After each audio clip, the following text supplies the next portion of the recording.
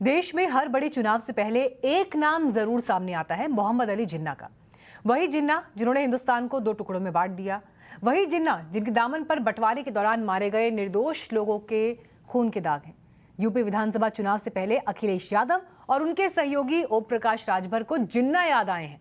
अब जिन्ना के नाम पर राजनीति क्यों हो रही है, इस रिपोर्ट के जरिए समझिए ये पूरा सियासी गणित।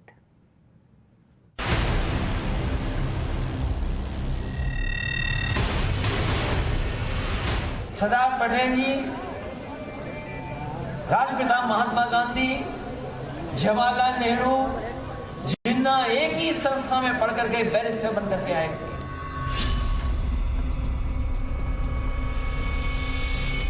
वो बैरिस्टर बने, उन्होंने आजादी दिलाई। यही जिन्नावादी हैं जो राम भक्तों पर गोली चलाते हैं, और जब भी ये जिन्नावादी आएंगे राम भक्तों पर इसी प्रकार से गोली चलाएंगे। कि अध्यक्ष श्री अखिलेश यादव जी को अगर श्री अखिलेश अली जिन्ना कहा जाए तो कोई अंतर नहीं है।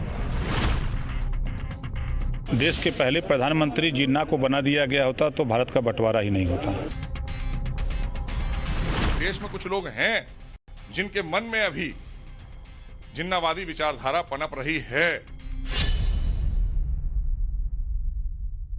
देश की आजादी को 75 साल हो चुके हैं। इसी के साथ 75 साल देश के बंटवारे को भी हो चुके हैं। लेकिन आज 75 साल बाद भी कुछ नेताओं को जिन्ना क्यों याद आ रहे हैं, जिस जिन्ना की वजह से हिंदुस्तान के दो टुकड़े हुए, बंटवारे बाहर आ ही गया। और इस बार शुरुआत अखिलेश यादव ने की। उनकी जुबान पर जिन्ना का नाम आया।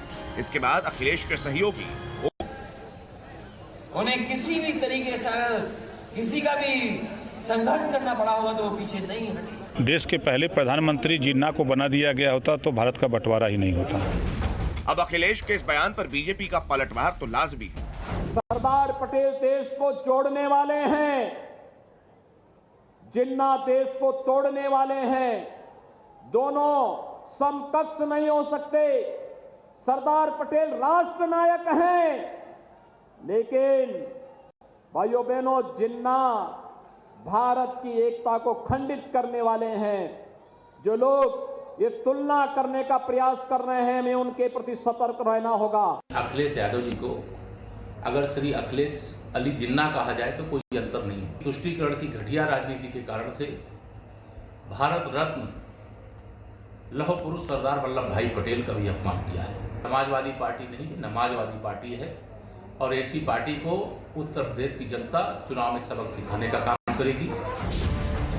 उत्तर प्रदेश विधानसभा चुनाव में कुछ महीने ही रह गए हैं। ऐसे में सभी राजनीतिक पार्टियां अपने अपने वोट बैंक को सहेजने और लामबंद करने में जुटी है। बीजेपी जहां विकास और हिंदुत्व दोनों की बात कर 300 प्लस के टारगेट पर नजर बनाए हुए है, तो वहीं समाजवादी पार्टी अपने परंपरागत वोट बैंक MY यानी मुस्लिम यादव समीकरण को सहेजने में जुटी। अखिलेश के लिए जिन्ना का जिक्र सियासी मजबूरी क्यों है, अब ये समझिए। यूपी में मुस्लिम वोट करीब 19% है और 9% से ज्यादा यादव वोटर हैं। इनके अलावा यूपी में 403 सीटों वाली विधानसभा में 143 सीटों पर मुस्लिम अपना असर रखते हैं। इनमें से 70 सीटों पर मुस्लिम आबादी 20 से 30% के बीच है, जबकि 73 सीटें ऐसी हैं जहां मुसलमान 30% से ज्यादा हैं। अखिलेश गैर यादव हिंदू वोटरों के ध्रुवीकरण की काट में मुस्लिम वोटरों का ध्रुवीकरण चाहते हैं, ताकि एक मुश्त 19% वोट समाजवादी पार्टी को मिल सके। अखिलेश क्या कोशिश कर रहे हैं, ये तो इन आंकड़ों से काफी हद तक साफ हो गया है। लेकिन मुस्लिम वोटरों को साधने का रास्ता अखिलेश यादव के लिए इतना आसान नहीं दिख रहा है। मुस्लिम वोट बैंक पर कांग्रेस, बहुजन समाज पार्टी और असदुद्दीन ओवैसी की AIMIM भी ताल ठोक रही है। लेकिन जिन्ना के बयान पर कांग्रेस, BSP और AIMIM तीनों ने अखिलेश को लताड़ा है। तो अखिलेश यादव को ये समझना चाहिए कि अगर वो इस तरह की बात करके समझ रहे हैं कि कोई तबका या कोई हिस्सा या कोई वोटर इससे खुश होगा, वो तो गलती कर रहे हैं। उनको अपने एडवाइज़र्स को चेंज करना चाहिए या ख़ुद को उनको पढ़ना भी चाहिए। ये बात बिल्कुल सही है कि पाकिस्तान के क्रिएशन में मोहम्मद अली जिन्ना का सबसे बड़ा रोल रहा है। अब उसके पीछे क्या क्या है, तारीख़ में जाएंगे तो बहुत लंबी तारीख़ जाएगी, मगर ये इस्तेमाल करना और ये कहना है, ये तो अखिलेश यादव को मैं समझता हूँ कि उनको दोबारा कोई हिस्टोरियन के पास बैठकर हिस्ट्री पढ़ने की उनको जरूरत है। 2022 का चुनाव बताएगा कि जिन्ना राग से अखिलेश को कितना फायदा होगा और कितना नुकसान। विपक्ष की लड़ाई मुस्लिम वोट बैंक को लेकर है, जिसके बंटने का डर भी सबको है। Bureau report, Times Now, Navbharat. UP विधानसभा चुनाव से पहले सभी पार्टीज मैराथन दौरे कर रही हैं और आज वेस्टर्न यूपी इसी सियासी संग्राम का बैटल ग्राउंड रहा। मुख्यमंत्री योगी आदित्यनाथ मेरठ में थे तो थोड़ी ही दूर मुजफ्फरनगर में अखिलेश यादव की जनसभा थी। मुख्यमंत्री योगी आदित्यनाथ और केंद्रीय खेल मंत्री अनुराग ठाकुर आज मेरठ में सरदार वल्लभ भाई पटेल कृषि विश्वविद्यालय में 17 पैरालंपिक विजेताओं का सम्मान करने पहुंचे थे। प्रदेश भर से 2000 से ज्यादा दिव्यांग खिलाड़ी समारोह में शामिल होने पहुंचे थे। तो वहीं अखिलेश यादव ने आज मुजफ्फरनगर में जनसभा को संबोधित किया। बीजेपी पर निशाना साधते हुए अखिलेश ने कहा कि बीजेपी ने जनता को धोखा दिया है। खबर यूपी के कासगंज से, जहां थाने के भीतर युवक की संदिग्ध हालत में मौत के बाद एडीजी लॉ एंड ऑर्डर ने कहा कि दोषियों के खिलाफ कार्रवाई की जा रही है। साथ ही इस मामले पर अपडेट देते हुए उन्होंने बताया कि युवक का पोस्टमार्टम स्पेशल टीम द्वारा किया गया और अभी रिपोर्ट्स की जांच हो रही है। कासगंज के बारे में वहाँ के एडीजी जोन साहब ने स्वयं बाइट किया है, अपने वर्षन को ट्वीट किया है।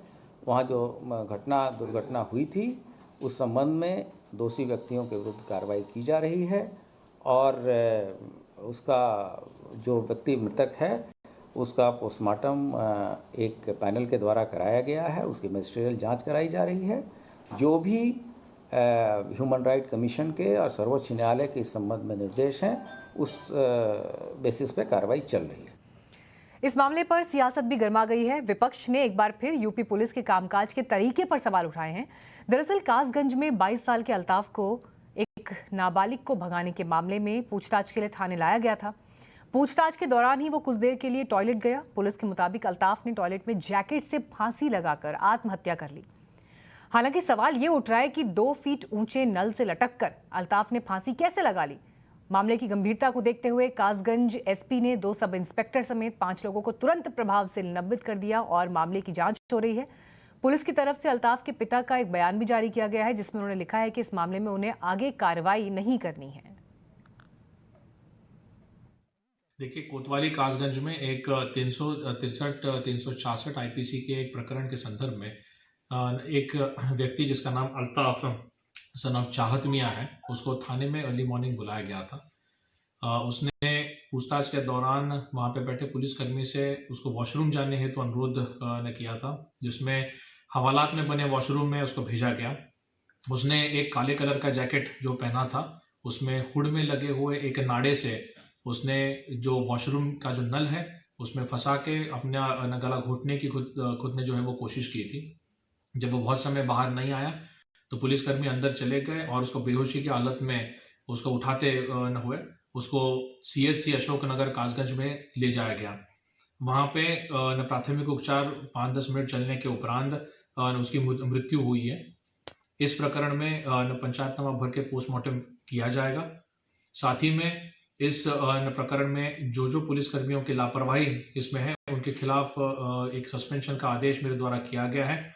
5 पुलिसकर्मियों को इसमें सस्पेंड किया जाएगा। AIMIM पार्टी के अध्यक्ष असदुद्दीन ओवैसी ने कस्टडी में सुसाइड पर सवाल उठाए, साथ ही योगी सरकार पर भेदभाव का आरोप लगाया। The recent killing of Altaf in Kashganj. How can a boy commit suicide on this Nalki Tuti, which is only at 5 feet, with a hoodie thing? But 5 people have been suspended for that, and an inquiry is underway. Exactly, यही तो हम कह रहे हैं। अगर गोरखपुर में एक सुनिए, अगर गोरखपुर में गुप्ता साहब को पुलिस कस्टडी में मर जाते हैं तो उनकी किस्मत में चीफ मिनिस्टर घर को जाता है। उनके परिवार को अखिलेश 21 लाख का चेक देते हैं, मुख्यमंत्री 50 लाख रुपए देते हैं। अल्ताफ को दीजिए अल्ताफ को। आपने अरेस्ट कर दिया वहां पर गुप्ता साहब के मारने वालों पुलिस वालों को, सस्पेंड नहीं किया, आपने उनको अरेस्ट कर दिया, 50 लाख रुपए दिए, उनकी वाइफ को आपने नौकरी दे दी। यहां पर क्या किया आपने? ये तो ओपन डिस्क्रिमिनेशन है ना। जयपुर के एक अनाथ आश्रम में 8 मासूमों के साथ यौन शोषण करने का सनसनीखेज मामला सामने आया। कोतवाली थाना इलाके में मौजूद इस अनाथ आश्रम में रहने वाले बड़े बच्चों पर ही छोटे बच्चों के साथ यौन शोषण का आरोप लगा है।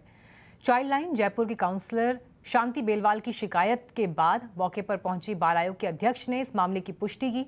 जानकारी के मुताबिक अनाथ आश्रम में बच्चों की संख्या को देखते हुए पर्याप्त स्टाफ भी तैनात नहीं है। आरोप है कि रात के समय बाहर से लोग आते हैं और अनाथ आश्रम में आकर छोटे बच्चों का यौन शोषण करते हैं। पुलिस ने इस पर मामला दर्ज कर लिया है। बाल कल्याण समिति जयपुर जिनका कार्यालय गांधीनगर है, उनकी एक कमेटी या 3 सदस्यीय कमेटी चौड़ा रास्ता स्थित बालक आश्रम में आई थी। उन्होंने कुछ जांच करके एक जांच रिपोर्ट हमें प्रेषित की है। उस पर FIR दर्ज करके अनुसंधान किया जा रहा है। क्या मामला है, किस बात की रिपोर्ट मिली है? उन्होंने कुछ बच्चों के साथ में यौन उत्पीड़न, दुराचार, दुर्व्यवहार और मारपीट के आरोप लगाए हैं। अच्छा, घटनाक्रम ये भी सामने आ रहा है कि बाहर से भी लोग आते थे और उनके साथ कुकृत्य करते थे। ये अनुसंधान का विषय है। बाहर से वहां आना साबित हुआ है। 2 आरोपियों का, वो उनका क्या कृत्य रहा ये जांच का विषय है। फिलहाल रुक रहे हैं ब्रेक के लिए, लेकिन खबरें आगे भी जारी रहेंगी।